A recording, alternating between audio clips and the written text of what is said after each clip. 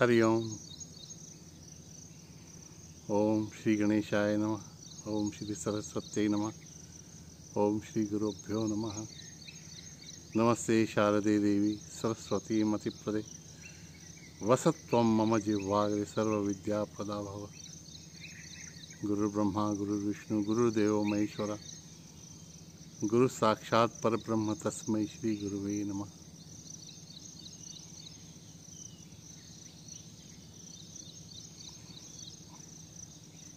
मित्रों,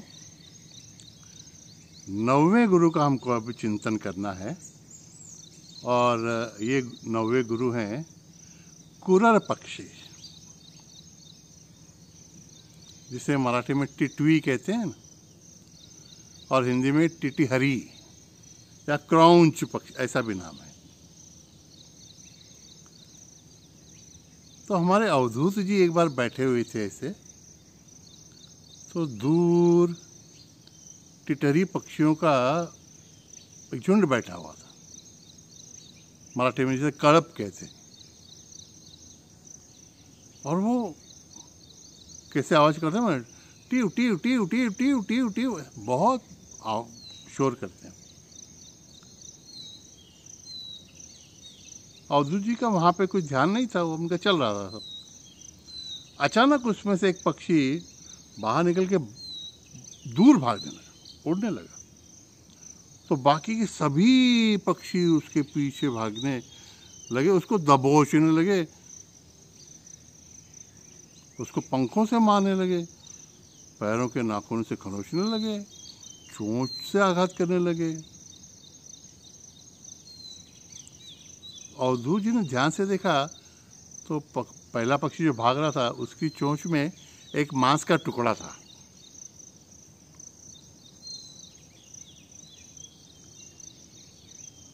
वो पक्षी यहाँ से वहाँ भाग रहा था, तो भगवान की कृपा से उसको ध्यान में आ गया कि इस सभी तकलीफ का कारण वो उसकी चोंच में जो मांस का टुकड़ा है वो है।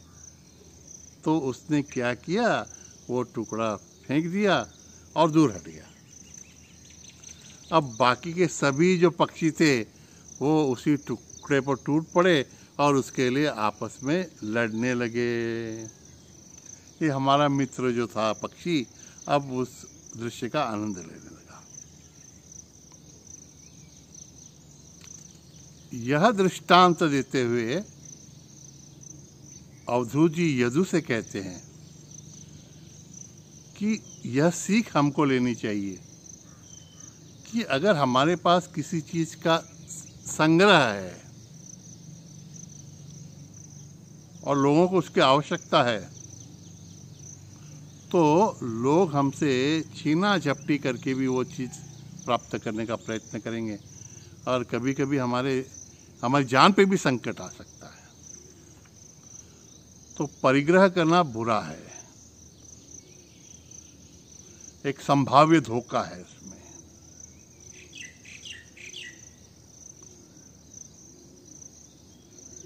तो लोग सोचते हैं कि तो क्या हम ऐसे संग्रह करें ही नहीं।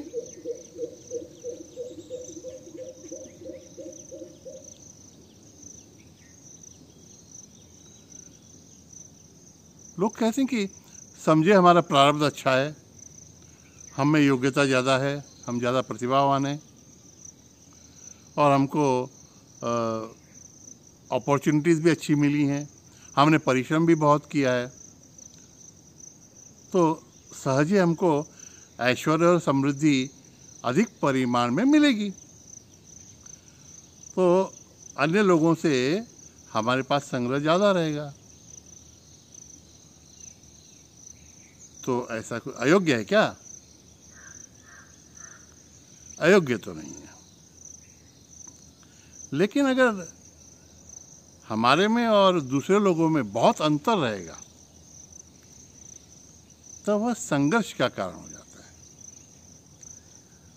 इतिहास में भी क्रांतियां हमने देखी हैं, संघर्ष between haves and have nots, जिनके पास बहुत कुछ है और जिनके पास कुछ भी नहीं है। ऐसे दो गट बन जाएंगे तो उनमें संघर्ष होगा। तो जिनके पास समृद्धि उनके परिश्रम से, उनकी प्रतिभा से या भगवान की कृपा से आई है, तो उन्होंने इस समृद्धि का उपयोग समाज के लिए भी करना है। उनके पास जो कुछ भी संपत्ति है, जो भी संग्रह है, उसको समाज के न्यून घटकों से भी साझा करना है, शेयर करना है। और प्रकृति भी तो यही बात हमको सिखाती है ना। नदियाँ बहती रहती हैं, अपना पानी स्वयं पीती हैं क्या? लोगों को बांटती हैं। वृक्ष अपने फल स्वयं खाते हैं क्या? लोगों को बांटते हैं। ये हवा, ऑक्सीजन का सिलेंडर अगर समय पे अस्पताल में ना मिले तो क्या हालत हो जाएगी, और उसके लिए भी पैसे देने पड़ते हैं।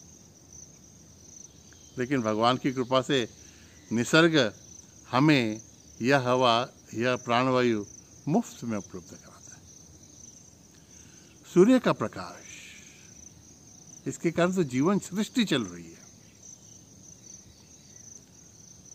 लेकिन एक बात हम ऑब्जर्व करें कि सूर्य, नदियाँ, वृक्ष, निसर्ग, ये सब अपनी अपनी समृद्धि बांटते हैं, लेकिन किसी की समृद्धि कम नहीं हो रही है। करोड़ों सालों से सूर्य प्रकाश दे रहा है। सूर्य का प्रकाश कभी कम हुआ ऐसा सुना भी है क्या? दान का यही तत्व ज्ञान है। दान का, चैरिटी। हमारे पास जो है वो दूसरों से शेयर करें तो दोनों को लाभ होता है। एकनाथ महाराज थोड़ी दूसरी ओर निर्देश करते हैं, और उन्होंने तो हमारे जैसे मठवासियों पे ही बाण मारा है।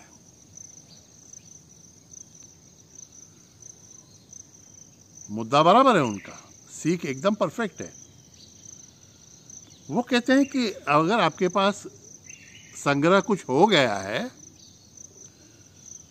तो उसके बारे में ममत्व मत रखिए ज़्यादा। possess the wealth but don't get possessed by it, or don't be possessive of it. possess शब्द के दो तीन अर्थ हैं इसमें। possess the wealth but don't get possessed by it, and don't be possessive about it. चिंतन के लिए बड़ा अच्छा वाक्य है। आश्रम में मुझे यह अच्छा उपदेश मिला है। हमारे आश्रम में बहुत समृद्धि है, इसे भगवान की कृपा से। हरी हरी घास है, अच्छे अच्छे वृक्ष हैं। तो प्रॉब्लम जो मुझे पहले लगता था कि आसपास के गांव वाले जो हैं, इनके पास भेड़ बकरियां हैं, भैंसे हैं, तो बिना हमारी परमिशन के ये लोग अपनी बकरियां छोड़ देते आश्रम में, भैंसे भी छोड़ देते चरने के लिए। तो मुझे बड़ा गुस्सा आता था। एक नीम है, नीम की पत्तियां बकरियों को बड़ी अच्छी लगती हैं। तो ये लोग टहनियाँ सुबह 4-5 बजे के टहनियाँ तोड़ने लग जाते, चुरा के ले जाते। तो मुझे बड़ा गुस्सा आता था कि मेरे आश्रम में से चुरा के ले जा रहे हैं। मैं गुस्सा करता उनको। लेकिन इन सब चीज़ों का अध्ययन जब शुरू किया तो भगवान बताने लगे, बेटा ये नीम के पेड़ वगैरह लगाए तो किसी आपके सहकारी ने होंगे, लेकिन बीज तो मैंने ही दिया है, पानी तो इनके लिए मैं बरसाता हूँ, इन वृक्षों को मैंने ही तो बड़ा किया है। लॉन तुमने लगवाया होगा, बाकी घास तो मैंने उगाई है। और ये प्राणी जो है ना, बकरियां वगैरह, भैंसे वगैरह, इनको अगर इस घास का उपयोग नहीं होगा तो तुझे होगा क्या? तू खाने वाला है क्या घास? या बेच के पैसा कमाने वाला है क्या? अरे लेने दो उपभोग इनको, ये सब मेरे ही तो हैं।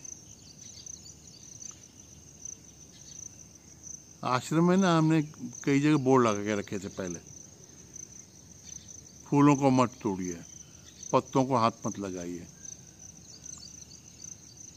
मैंने एक बार देखा, सुबह बैठा था तो एक आदमी आया और उसने गुड़हल का एक फूल, जासवंदी सा फूल, वो तोड़ा और गणपति को समर्पित किया। मुझे इतना गुस्सा आया, उसको समझ में नहीं आया मुझे गुस्सा क्यों आ रहा है। वो स्वामी जी, मैंने यहाँ ये फूल कहाँ घर में लेके गया हूँ मैं, ये आपके गणपति को समर्पित किया है। मैंने बोला नहीं, तू घर से क्यों नहीं लाया? भगवान ने बोला, आत्मदेवानंद, अरे वो फूल भी मेरा, वो तोड़ने वाला आदमी भी तो मेरी ही सेवा कर रहा है, मुझको ही समर्पित कर रहा है, क्यों इतना पॉजिटिवनेस उस फूल के लिए? तू कर रहा है वो अच्छा है, आश्रम की प्रॉपर्टी का संरक्षण तुझे करना है, लेकिन थोड़ी ये तो भावना रख कि सबका संरक्षक सबसे पहले मैं हूं। बहुत अच्छी बात है ना। हमारे पास थोड़ा सा भी संग्रह हो जाता है तो उसको बहुत संरक्षित रखने के लिए हम प्रयत्नशील रहते हैं। हमारे स्वामी जी कहा करते थे, अरे एक सांस का जब तक हम त्याग नहीं करते, दूसरी सांस भी हम नहीं ले सकते।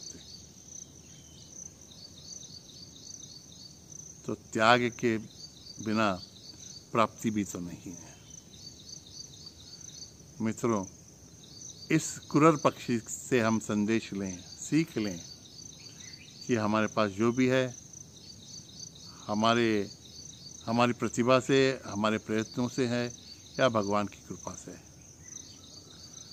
उसका शेयर हम दूसरों के साथ भी करेंगे, क्योंकि हम एक सामाजिक प्राणी हैं।